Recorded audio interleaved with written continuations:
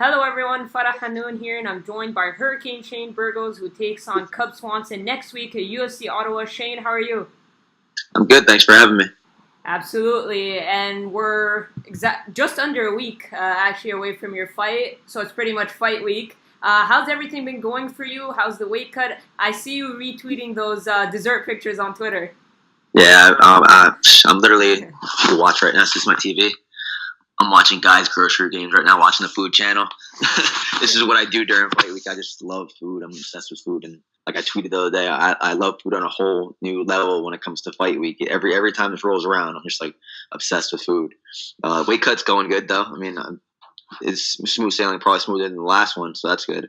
But it still sucks. I hate dieting, and I hate having to restrict myself. And do you have a go-to meal when you're done with the weight cut? Not when I'm done with the weight cut. I'm trying to eat really strict after the fight. There's definitely a couple things that I go to after the fight. After the fight, my mom usually makes it's called chocolate lasagna, which sounds a little weird, but Uh-huh. it's like a cookie layer, and then there's like some chocolate pudding, like crumbled Oreos, and like Cool Whip, and then another crumbled layer. It's amazing. Oh, sounds awesome. So you'd say you crave the desserts more than anything. Yeah, I definitely have a huge sweet tooth, but I miss my cheeseburgers and all that good stuff too. Mexican food. And in do you work with a nutritionist? Yeah, well, I have my strength and conditioning coach who does my nutrition. All right. Do you get any kind of like treats, either probably diet-ish, but do you get any like kind of sweet treats in the wake up process? I have like these little like peanut. I'm a huge peanut butter fan, so anything peanut butter is like a dessert to me. So just like a scoop of peanut butter is good to me. But I have these little like peanut butter chocolate dark chocolate balls, but they're really good. All right, good stuff. Well, let's talk about your fight. You've got a big opportunity ahead of you. Of course, you're taking on Cub Swanson. What was your reaction when they came to you with Cub, and did you expect to get a guy like Cub Swanson? Nah, I was surprised. I was definitely shocked. I was shocked. I was like, oh shit! All right, yes, let's go. I was not expect. I was expecting maybe somebody in the top 15, maybe right outside the top 15, but I definitely wasn't expecting his name. It's a big name, and I mean it's an honor to be matched up against him. I feel like it shows what the UFC and what the matchmakers see in me. So I'm excited to show them that they're right. Absolutely, and it's not just a big opportunity for you on paper. It's a phenomenal matchup. Like stylistically, it's just like one of those fights that just can't be boring. Do you see it that way as well? Are you expecting kind of like fireworks? 100%. Yeah, like I'm a huge fan of the sport. And if I can just take myself out and just look at two fighters that are fighting in that fight is guaranteed fireworks. There's no way on paper that it can be boring. I just don't see any scenario. 1,000 different scenarios. There's not one of those scenarios that this fight is boring. So I'm excited for it. Not just for myself, but as a fan, it's going to be an awesome fight. And is there a danger because he kind of like so, sometimes he lures his opponents into these kind of wild but technical brawls? Is there a fear of getting lured into that, or do you welcome that?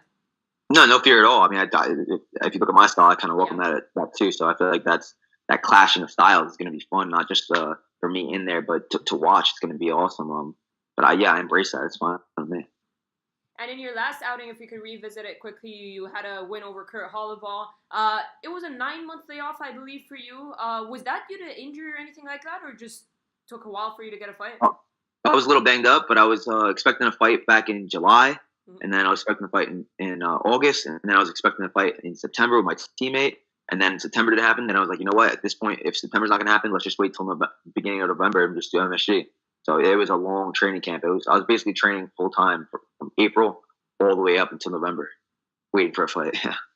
And of course, it must have been great to get the win. I know, obviously, you were disappointed with getting dropped, but the way you latched onto that armbar, just that instinct to go for the armbar, were you not as hurt as he thought you were? Yeah, 100%. It was a flash knockdown, and I got no reason to lie. Like as soon as he hit me, I was on my way down. I was smiling. Like, are you serious? When my leg really just gave out like this, so I'm smiling on the way down, and he got a little overzealous, and which is I can't blame him for that. He came in for the kill and just left his arm hanging. I was gonna take the arm just to make a scramble, get back up to my feet. I swear to God, I really was clear headed. But when I threw my leg over the head and I felt how deep it was, I was like, no, I'm taking this home. I'm keeping this. And it was nice for an opportunity for you to show new wrinkles in your game, right? Getting that armbar win. Yeah, in the UFC especially because I mean, Yeah. if you look at my amateur and my career outside of the UFC, I Mhm. have a lot of submission wins. So I feel like that's one of those things that I haven't really got to show off at all to the world. So it's nice to show it off. But after a 9-month layoff, I would have liked a little bit more than 2 minutes. So it was that I was excited. I was happy. Hindsight's 2020, so I'm happy with the quick win. But nothing wrong with getting your feet a little more wet. Absolutely. And when you look at this Cub Swanson matchup, he's on a 3-fight losing streak. He's still Cub Swanson. He's only lost really to the best fighters in the world. Do you feel like he's... One second. One second. My daughter's here. One second. I'm just doing an interview. I talked to you 1 second, okay? I'm sorry. No. Say it again? No, it's all right. I was saying Cub is on a 3-fight losing streak, but he has only lost to the absolute best. Do you feel like he's not the same fighter as he used to be, or do you just feel like it's because he's been fighting the top guys or the best guys in the division? Yeah, he's definitely. I mean, if anything, coming off of three losses in a row, it's going to make him hungry for a win, and I feel like he definitely feels that. Of course, he's going to feel like he needs a win coming off of 3 losses. So I expect a very dangerous Cub Swanson. As for do I think he's the same? Yeah, I think he's the same. I think he's, like I said, more dangerous because now I feel like he, in his head, thinks he needs that win. Does it matter to me? No, it doesn't matter to me. At the end of the day, he's just another guy, and I don't care how hungry he is because I'm starving. I'm getting this win. And will this be the first time you fight outside of the U.S.? Yeah, first time I've ever outside the U.S. And my first time ever to Canada. So I'm excited for it. Yeah, because it's not too far, and at the same time, the Canadian fans are known to be some of the most knowledgeable because obviously they've had a lot of great fighters come out of that. So are you excited to get to fight outside of the U.S.? Yeah, 100%. I'm definitely excited to check out Canada too. I've never been there, but it's only a 6.5-hour drive, so I got a lot of friends and a lot of family coming. It's closer, a little bit. I mean, I think it's 30 minutes further than Buffalo was, and when I fought in Buffalo, I had packed the place out too. So I'm excited to have all my friends, my family. It's gonna feel like home. Awesome, and this fight is high billing on the card. I mean, it's just under the co-main, ESPN Plus.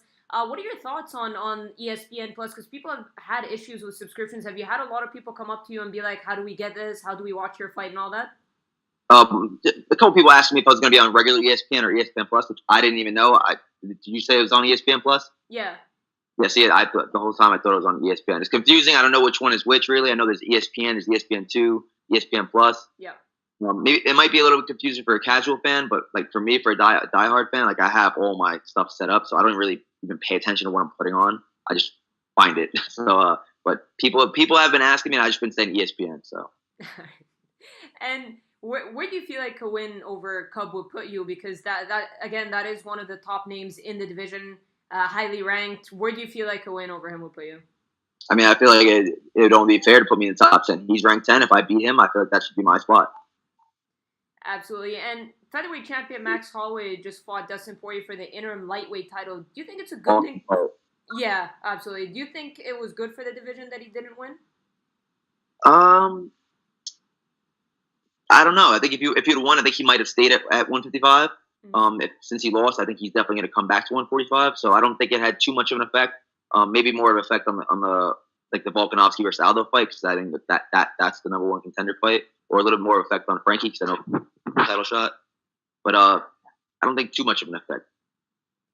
And is the goal this year to be more active? You were talking about the 9-month layoff. You said you were banged up, but you wanted to get in there, back in there a lot earlier. You win in November, and then 5 months later, here you are. Is the goal to try to squeeze maybe 1 or 2 more fights at least before the end of the year? Yeah, at least 1 more. If I can fight again at the end of summer, and then another one maybe right before, like in December or November, then yeah, at least 1 more this year.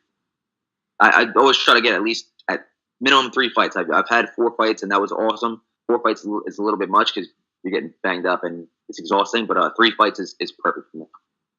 I see. And one last one before I let you go, and I appreciate your time. How do you see this fight with Cub playing out? Do you have a prediction? Do you envision a way this fight ends?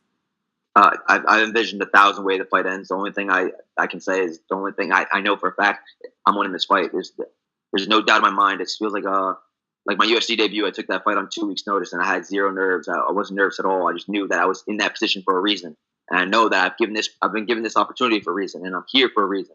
And I have no doubts that I'm going to win on May 4th. All right, Shane, awesome stuff. I really appreciate the time. Thank you so much, and best of luck. Really looking forward to the fight. For me, that's the fight to watch on that weekend. Yeah. Thank you. Appreciate the time, all right?